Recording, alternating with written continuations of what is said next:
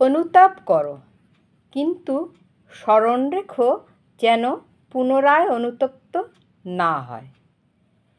যখনই তোমার কুকর্মের জন্য তুমি অনুতপ্ত হবে, তখনই পরমপিতা তোমাকে ক্ষমা করবেন।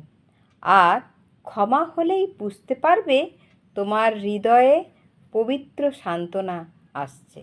আর তা হলেই তুমি বিনীত, শান্ত ও আনন্দিত হবে।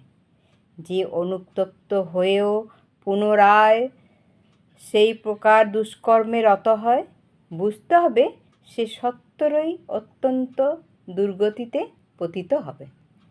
শুধু মুখে মুখে অনুতাপ অনুতাপ নয়, ও আরও অন্তরে অনুতাপ আসার অন্তরায়। প্রকৃত অনুতাপ এলে তার সমস্ত লক্ষণই